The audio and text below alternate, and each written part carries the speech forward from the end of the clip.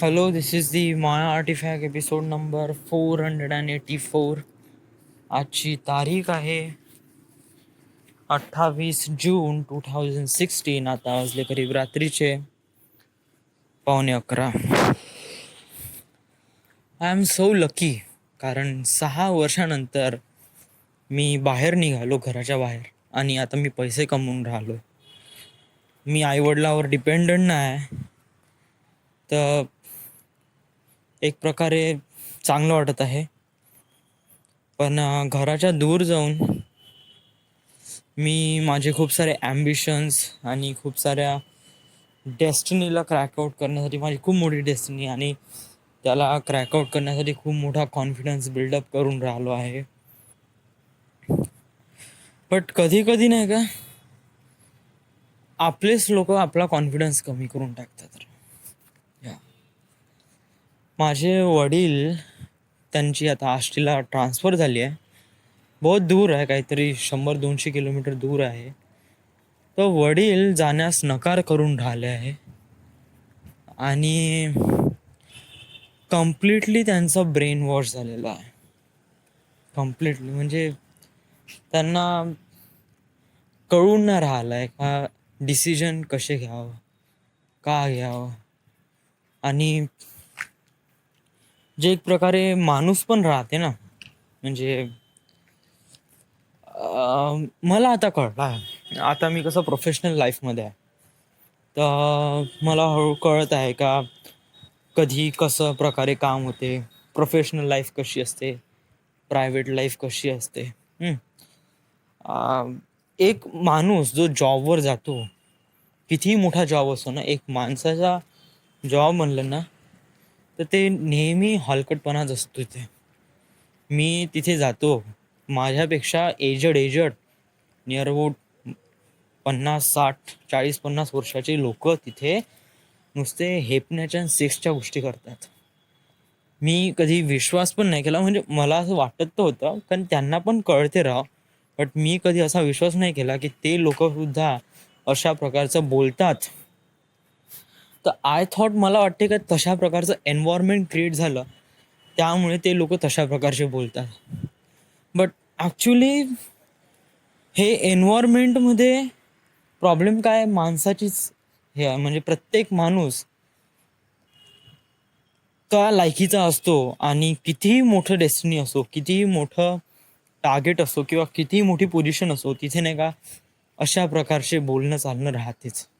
या बाईच्या लाईफमध्ये कधी इतके जास्त शब्द हे केल्या जात नाही, एवढे हे होत नाही. बट माणसाच्या लाईफमध्ये असे बहुत येतात.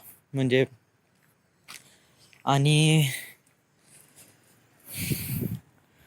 म्हणजे सांगण्याचा उद्देश हा आहे की माझे वडील कम्प्लिटली ब्रेनवॉश झाले. त्यांना डिसिजन आता घेता नाही येऊन राहिला आहे एक प्रकारे. आणि याच्यामध्ये माझ्या फॅमिलीची, म्हणजे आई वडिलांची, त्याच्यानंतर सोनूची एक प्रकारे दुर्गती दिसून राहिली आहे मला. कुठेतरी अनसक्सेसफुल दिसून राहिले. म्हणजे ज्याप्रमाणे माझ्या वडिलांनी ठरवलं होतं का एक प्रकारे काही ना काही करायचं, आदर्श पुरस्कार म्हणून, एक शिक्षक म्हणून ताकद, मेहनत, एफर्ट लावून काही ना काही अमेझिंग करायचं, तर ते त्यांनी केलं. आणि मग त्याच्यानंतर त्यांची लाईफ बिकम प्रॉब्लेम का झाला आहे. मी कधी नाही का माझ्या आईवडिलांचा टॉपिक कधीच आर्टिफॅक्ट एपिसोडमध्ये रेकॉर्ड नाही केला, कधीच नाही. कारण मला वाटते का आर्टिफॅक्ट एपिसोडमध्ये याचं कधी काम नसावं आईवडिलांचं. कारण it's all about me, but माझ्यासाठी पण माझे आईवडील इम्पॉर्टन्स आहेत ना.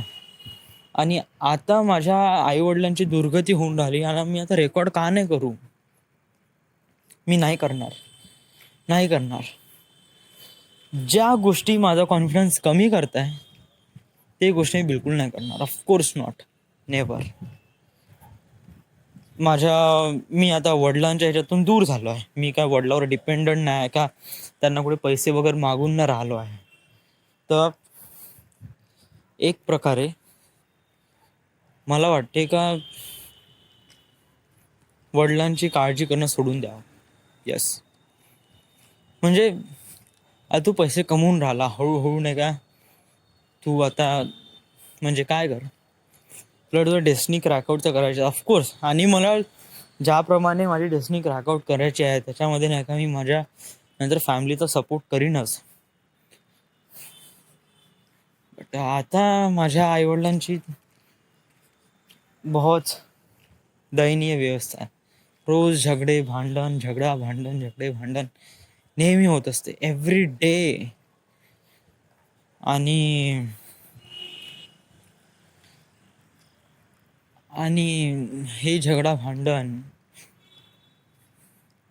It's not for good.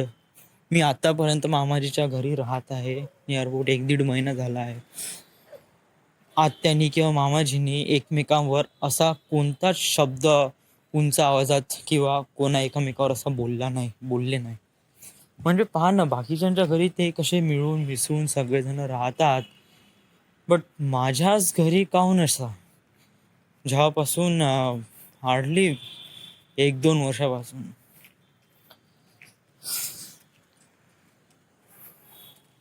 मला याच्याबद्दल बोलायचं आहे, बट ठीक आहे, बोलून घे. आर्टिफॅक्ट एपिसोडमध्ये करून घे रेकॉर्ड पूर्ण, लेट इट गो कर. 2 वर्ष अगोदर, 2-3 वर्ष अगोदर, 2 वर्ष अगोदर काहीतरी आईला काहीतरी असं माहीत पडलं का वडिलांचं आणि त्या खिचडीवाल्या बाईचं सोबत काही ना काही सुरू आहे. आणि ऑफकोर्स काही ना काही सुरू आहे वाटते, कारण बहुत काही एव्हिडन्स आहे. आणि वडिलांना त्या बाईबद्दल फिलिंग्स होती. मला बोलण्यातही बहुत लाज येऊन राहिली आहे सांगण्यामध्ये. How I suppose to say that? मी माझ्या आईसोबत असं बोलू शकतो, बट वडिलांसोबत कसा काय बोलू? म्हणजे म्हणजे प्लीज यार, विसरून जा. नागपूरला आलाय ना, पुढचा विचार कर. पुढचा विचार कर. आज मी टार्गेट काय ठरवलं होता? टॅलेंट वन कोचिंग क्लासेसला फोन करायचा होता, आणि घंटा मी फोन नाही केला आज. नाहीच केला. व्हाय? का रिझन का होतं? आठवणच नाही राहिली. आठवण म्हणजे इन द सेन्स काय झालं की ते ज्या प्रकारचं जे डेस्पिरेशन होतं ना, ते थोडं कमी झालं होतं. तर त्याला थोडं उद्या पुन्हा फोन करतो आणि थोडं बहुत अजून सर्च करतो इकडे तिकडे वगैरे, कुठे ना कुठे तर भेटणंच.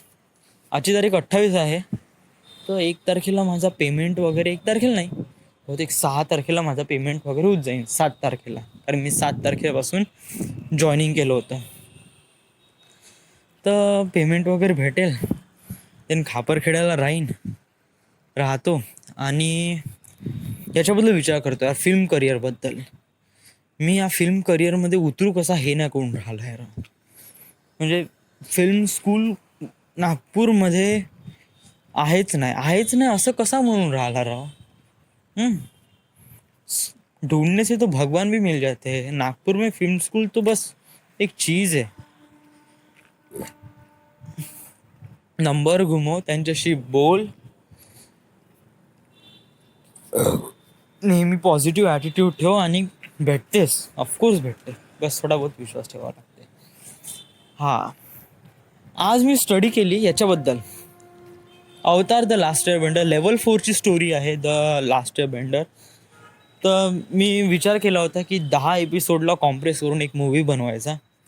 तर पहिले 10 episode, boy in iceberg, the Avatar returns, the southern air temple, Kyoshi, warriors of Kyoshi, then earth king, impressiveness. त्याच्यानंतर आहे Avatar roku part 1, Avatar roku part 2, water bending scroll and the jet. तर अशा प्रकारे 10 हे आहे episode आहे. याला एक प्रकारे कॉम्प्रेस करायचं आहे आणि मी काफी याच्यामध्ये सक्सेसफुल झालो आहे. कशा प्रकारे करायचं, काय करायचं. आज आर्टिफॅक्टमध्ये रेकॉर्ड का करू आज काहीच नाही. आज प्लीज आता थोडंसं आलाय ना थोडंसं आता घुमत राहते इथे. 11 तारखेला मला पुन्हा जावं लागेल, but it's too long. This is the my artifact episode number 484. Right now we are at Nagpur, Maharashtra. Thank you.